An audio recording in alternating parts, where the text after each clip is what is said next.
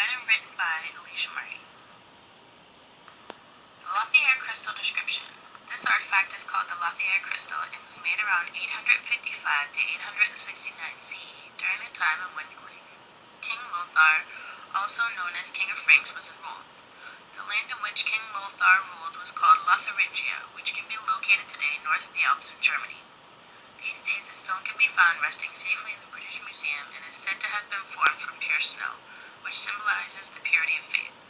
It has 41 images and 8 different scenes engraved by hand on the crystal that tell the story of Susanna from the Bible. It is a relatively small crystal, being only 18.6 centimeters wide and 1.39 centimeters in depth. It is said that the rock crystal was so tough to engrave that it either had to have been carved by many talented servants or one extremely talented and patient man who had to have used a special powder on the stone before it was engraved. It wasn't until the 15th century that it was fitted with a copper frame. Christian faith and the judicial systems. It is said that the stone was created to show the proper functioning of the judicial system, being used to show how Christianity influenced the decisions of the judicial system. Christian faith was on the rise and was spreading all throughout Europe. The Lothair crystal is a smaller version of stained glass paintings that are used in many churches to depict other stories from biblical times.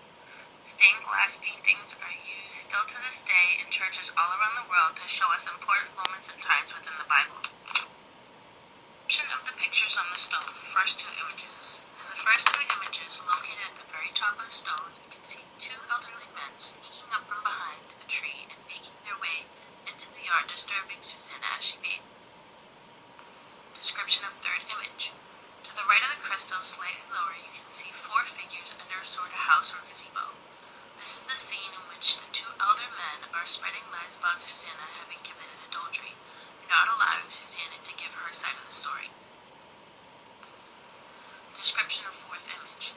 Directly below in the third scene, you can see as everyone gathers around Susanna, who is standing in the middle of the picture, accusing her of the false crimes, not even letting her tell them what had really happened.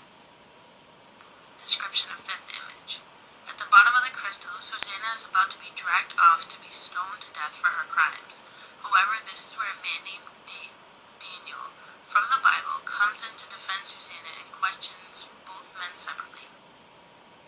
Description of sixth image. Slightly above to the left, the 2 older men are being confronted of their lies by Daniel. They are then sentenced to be stoned to death for their false accusations about Susanna. Description of seventh image. Directly above in the scene in which both men are stoned to death for having falsely accused Susanna of having committed adultery. Description. The last and final scene, which is located in the middle of the stone, shows Susanna being liberated of her accused crimes. You can faintly see the words, "Es salvetes extinguis noxis in del illa," written in the scene. These words, translated from Vulgate, biblical Latin, say, "In that day innocent blood was saved." There are 2 stories to the Lothair crystal.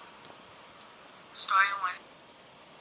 This is a slightly more detailed version of the story.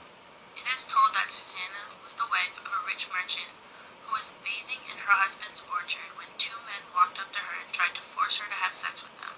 She tried to scream for her servants to help her, but it did not work. The men then accused her of adultery and were about to have Susanna stoned to death for her crimes.